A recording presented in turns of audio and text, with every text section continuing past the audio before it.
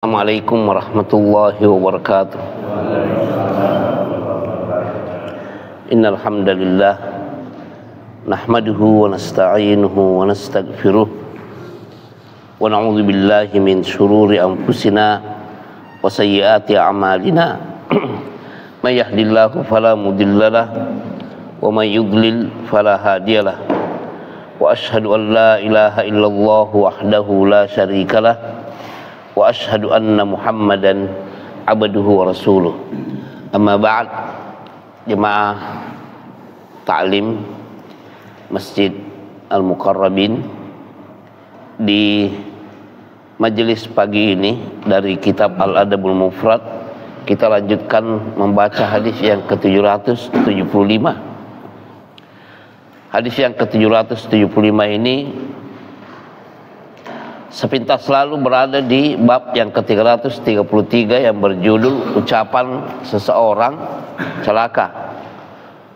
Tapi tidak ditemukan di hadis ini, namun ada hukum lain yang terkait dengan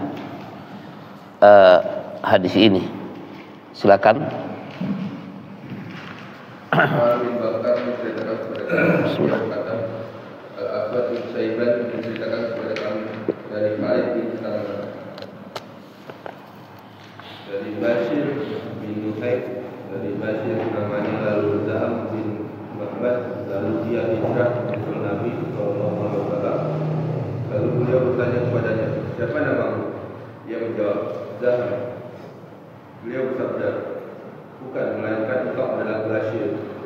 Lalu berkata, ketika aku berjalan bersama Rasulullah SAW, tiba-tiba beliau melewati kuburan orang-orang musyrik.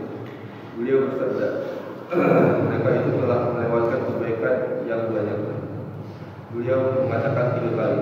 Lalu pada saat melewati kuburan kaum muslimin, beliau bersabda, sungguh mereka telah mendapatkan kebaikan yang banyak. Beliau mengucapkannya 3 kali. Kemudian satu tatapan mata mendekati Nabi SAW. Lalu beliau melihat seseorang berjalan di kuburan dengan 2 terompah. Lalu beliau bersabda, wahai pemilik terompah, wahai pemilik 2 terompah, lepaskan 2 terompahmu. Lalu orang itu melihat. Ketika ia melihat Nabi SAW, ia melepas 2 terompahnya, lalu melemparkan keduanya. Ya, Bismillah. Dalam kisah ini Imam Al-Bukhari rahimahullahu ta'ala sebenarnya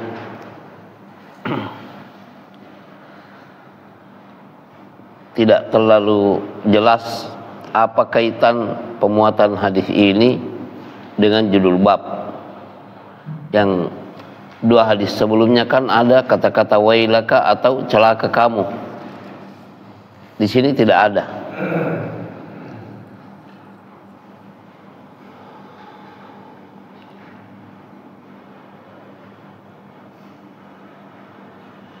Diriwayatkan oleh Khalid bin Sumair dari Bashir bin Nuhaik, dan ini tadinya namanya adalah Zam bin Ma'bad. Setelah dia berhijrah, dia ditanya oleh Rasulullah SAW, Masmuka, ini bahasa Arab nih. Masmuka ini apa artinya? Ya. Jadi kalau kita belajar berdasar bahasa Arab itu, percakapannya ini ternyata ada di lafaz Rasulullah SAW. Masmuka, siapa namamu? Qala Zaham, nama saya adalah Zaham. Qala bal anta Bashir, nama kamu Bashir. Nah, ini ada sebagian sahabat, sampai sebagian istri beliau SAW itu mendapatkan perubahan nama dari beliau. Nah, ini Zam ini diantaranya yang dirubah namanya menjadi Bashir. Karena Bashir itu artinya orang yang memberikan berita gembira. Kalau zahm kan lain artinya, bisa berarti orang yang zahma itu ini macet. Qala Bashir mengatakan, yang tadinya namanya zahm, bainama ana amshi ma'a Rasulillah sallallahu alaihi wasallam, sementara saya sedang berjalan bersama Rasulullah sallallahu alaihi wasallam, id marra, tiba-tiba beliau melewati bi kuburil musyrikin, melewati kuburan orang-orang musyrik. Nah, berarti ini bukan kuburan orang-orang muslim ya. Sekaligus menjadi hukum bagi kita bahwa kita tidak boleh mencampur adukkan pekuburan orang-orang muslim dengan orang-orang non-muslim. Tidak boleh. Kalau sudah ada areal khusus untuk orang muslim, katakan ini untuk kuburan orang-orang muslim. Yang selain muslim tidak boleh di sini, cari tempat lain. Atau terkadang seperti di Tanah Kusir ada pembagian ya, Pak ya. Tanah Kusir ada pembagian. Cuma saya pernah lihat di Tanah Kusir dan juga di pekuburan apa ini yang dekat dengan perumahan wartawan nih. Ya. Cipinang apa namanya itu Pak? Ada nyelip. Ada nyelip. Kalau saya bilang kenapa kok sampai begini?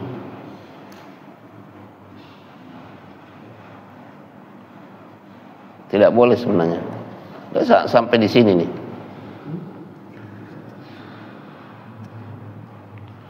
Faqala, Nabi sallallahu alaihi wasallam bersabda ketika melewati kuburan mereka, laqad sabaqa haula'i khairan katsiran.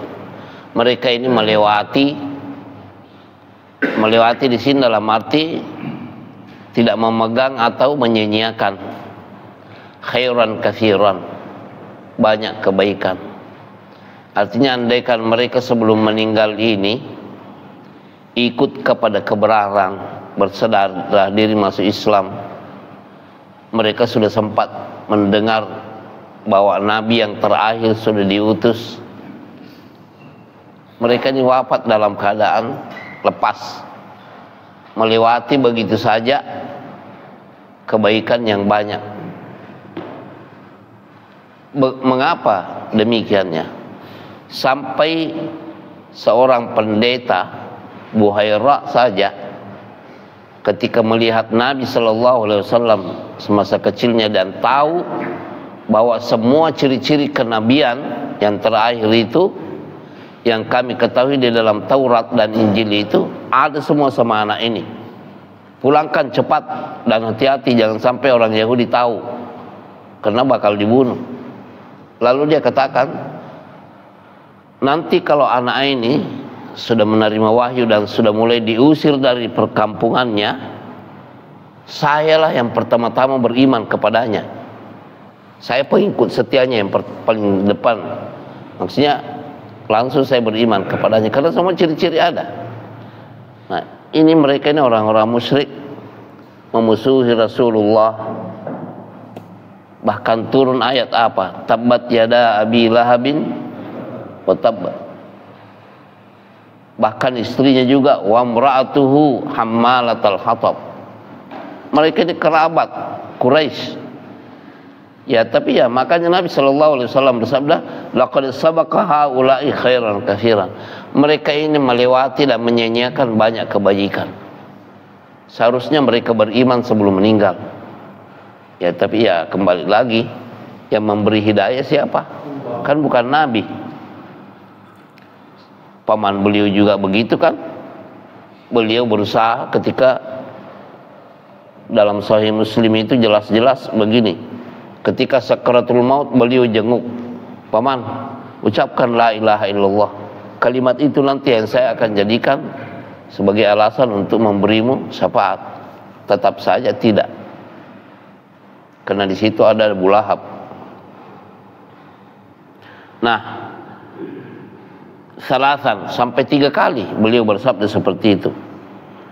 Mereka ini melewati begitu saja kebaikan yang banyak.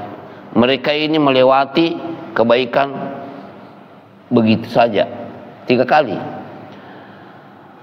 Lalu famarra bi kuburil muslimin, kemudian beliau melewati kuburan orang-orang muslim. Faqala, maka beliau sallallahu alaihi wasallam bersabda, laqad adraka haula'i khairan katsiran. Sungguh benar-benar mereka muslim ini telah mendapatkan atau menjangkau banyak kebaikan. Nah, ini juga sekaligus bahwa kalau kita meninggal dunia dengan status keislaman kita yang kita jaga dengan ibadah sholat, ibadah zakat, ibadah puasa, bagi yang mampu haji dan umrahnya ada, itu dengan senantiasa berpegang teguh istiqamah sampai meninggal, itu adalah keislaman dengan husnul khatimah, menjaga keislaman atau status keislaman kita. Nabi sallallahu alaihi wasallam bersabda, laqad adraka haula'i khairan katsiran. 3 kali juga beliau bersabda seperti itu, sebagai petanda bahwa mati dalam keadaan muslim adalah kebaikan yang luar biasa. Nah, di sini Bashir mengatakan, fahanat minan Nabi sallallahu alaihi wasallam nadratun. Tiba-tiba pandangan beliau jatuh kepada, fokus kepada sesuatu. Fara'a rajulan yamshi fil kubur. Beliau melihat seorang laki-laki berjalan di areal kuburan. Nampaknya ini kuburan muslim ya. Kan yang terakhir melewati kuburan muslim, Pak ya. Nah, ketika beliau 3 kali bersabda seperti tadi, tiba-tiba fokus pandangan beliau kepada seseorang laki-laki yang berjalan di areal kuburan. Wa alaihi na'lani, orang ini memakai sepasang, ya, na'l itu alas kaki. Masya Allah. Faqala, maka Nabi sallallahu alaihi wasallam bersabda, ya sahibas sabtiyatain, wahai pemilik 2 alas kaki, alqi sabtiyataika, lepaskan kedua alas kakimu.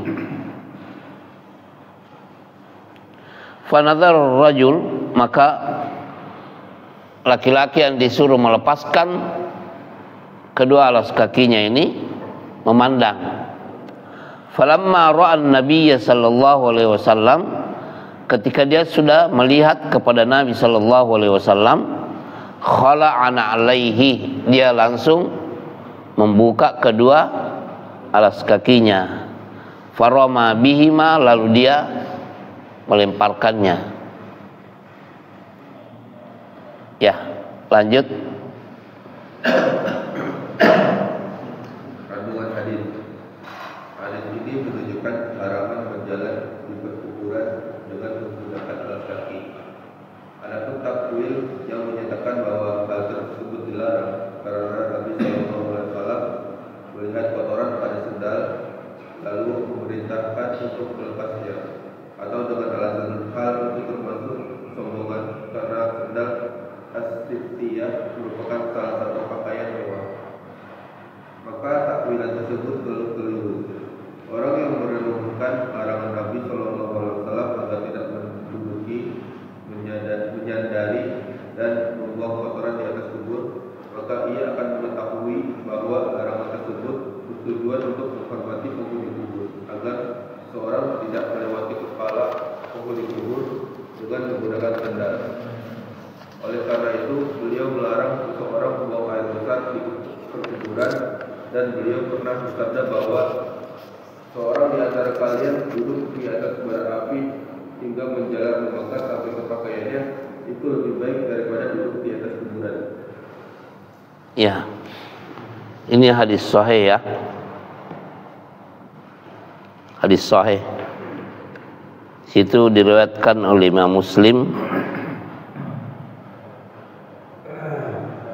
di dalam Sahih Muslim. La ayyajlisa ahadukum ala jamratin, sungguh seseorang duduk di atas bara api. Fatuhriqat thiyabahu, lalu api membakar pakaiannya. Fatahlusa ila jildi, sampai menembus ke kulitnya. Coba kalau ada bara api yang menyala, orang membakar ini, apa ini, bekas-bekas kayu bangunan ya, masih membara begitu, lalu duduk di atasnya, berarti pakaian terhangus dan hangus, kemudian tembus ke kulit kan. Nah, itu khairun lahu, itu masih baik baginya min an yajlisa ila qabrin, daripada menduduki kuburan. Fenomena yang sangat menyedihkan. Ini juga kalau mau dikatakan penyebabnya itu karena orang-orang yang seharusnya memberi nasihat tapi tidak memberi nasihat. Idealnya itu kalau kita pergi menguburkan seseorang, bukan hanya fokus ke penguburan. Biasanya kan ini sibuk dengan mengazankan, sibuk dengan zikir ini itu. Sementara peserta yang lain ada yang santai-santai ngobrol duduk di atas kuburan tuh, bertiga sambil gini ketawa-ketawa. Oke, ketidaktahuan. Tapi orang yang tahu hukum ini tidak boleh mendiamkan. Ini permasalahannya juga, jemaah sekalian di sini. Kejadian-kejadian seperti ini terjadi karena minimnya fikih. Majelis ilmu tentang menguburkan itu tidak memadai. Banyak orang bersemangat mengurus mayat, tapi bukan atas keilmuan, cuma semangat tok. Seharusnya semuanya ini kita lakukan di atas keilmuan tentang tuntunan Rasulullah Sallallahu Alaihi Wasallam. Bagaimana adabnya memandikan, mengkafani, mensolati, menguburkan sesuai dengan tuntunan beliau. Ini semua tuntutan keilmuan. Kalau cuma semangat terdepan membawa bendera kuning dengan menggas-gas motornya, ya ini kan apa bedanya dengan demo?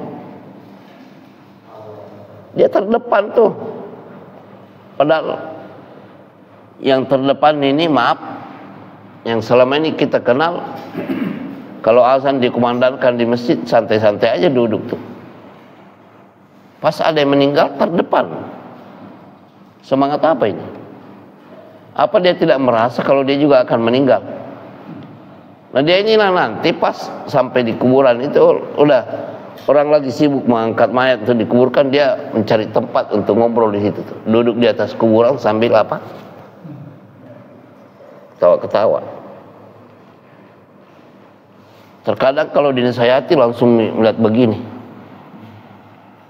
Dek, jangan di situ, tidak boleh menduduki kuburan. Lama tuh seperti menantangin, baru ini, lama baru ini, tidak boleh. Rasulullah dibaca ada hadis bahwa menduduki bara api sampai terbakar kulitnya itu masih lebih mending dosanya dibanding dosa menduduki kuburan. Tidak boleh. Lama baru bangkit dari situ. Itu tuh disuruh temannya, itu ustadz. Saya kan kalau ke kuburan biasanya tidak pakai apa-apa. Mungkin kalau pakai sarung baru dia mau ini ya. Nah, jadi Jangan mendiamkan hal ini. Kalau antum mengantar mayat ke kuburan dan ketika pekuburan itu berlangsung ada yang menduduki kuburan atau menginjak-injak, katakan dengan tegas itu tidak boleh.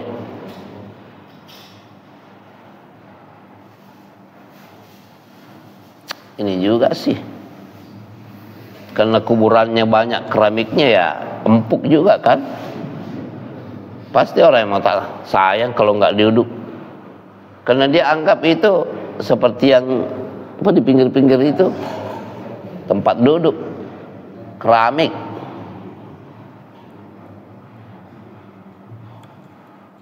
Ya makanya kita yang mengurus kuburan-kuburan yang sunnah itu sedapat mungkin kita ikut seperti yang ditandai pada zaman Rasulullah SAW. Tidak ada pusara, tidak ada kembang-kembang segala, dan cukup memberikan tanda satu sebagai petanda bahwa di sini ada mayat muslim yang tetap sebagaimana halnya ketika hidup memiliki kehormatan penuh sebagai seorang muslim, ketika meninggal dulunya juga kehormatan itu tetap terpelihara. Tidak boleh menginjak-injak areal tempatnya dan juga menduduki. Mana lebih parah, menduduki atau menginjak-injak? Nah ini biasanya yang melanggar menginjak-injak ini itu tukang gali ya. Aneh juga mereka, tukang gali kubur tapi ngatur,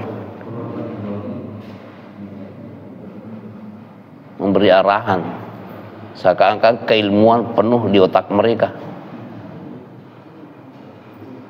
Buka itunya, Anda siapa? Nyuruh-nyuruh turun aja sini, ngurus. Kok merintah-merintah segala? Ya di mana-mana begitu. Tukang gali itu sok tahu, seperti orang ini paling pintar dalam pengurusan mayat, padahal nggak pernah.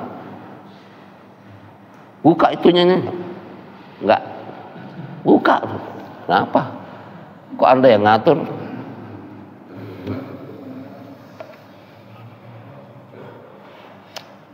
Ngotot ya. Ya jadi antum lihat sepintas lalu hadis yang ke-775 ini tidak ada kaitannya dengan judul bab ya. Iya. Karena membuka-buka banyak syarah, sekitar 5 ya. Syarah termasuk Syekh Muhammad Luqman ini tidak menjelaskan apa kaitan hadis 775 ini dengan judul bab, tidak ada.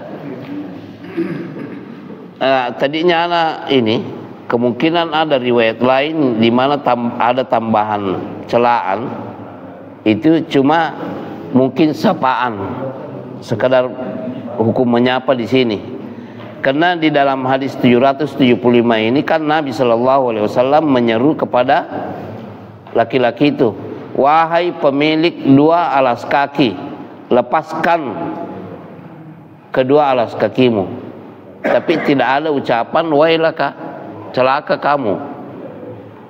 Hanya sekedar perintah untuk melepaskannya. Itu pun ketika laki-laki ini sudah melihat Rasulullah SAW dan mengenal beliau, dia langsung membuka dan melemparkan kedua alas kaki itu.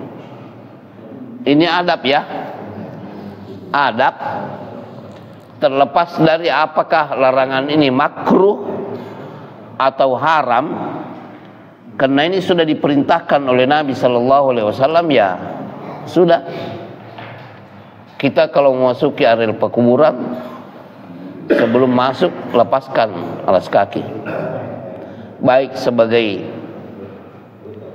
pengantar mayat atau pembawa mayat atau yang akan ikut menguburkan dan meletakkan, lepaskan. Karena ini adab yang diajarkan, diperintahkan oleh Nabi SAW, yang isinya oleh sebagian ulama yang mensyarah hadis ini itu bentuk penghormatan pemuliaan terhadap kaum muslimin yang dikuburkan di tempat itu. Demikian, subhanakallahumma bihamdika asyhadu an la ilaha illa anta astaghfiruka wa atubu ilaik. Assalamualaikum warahmatullahi wabarakatuh.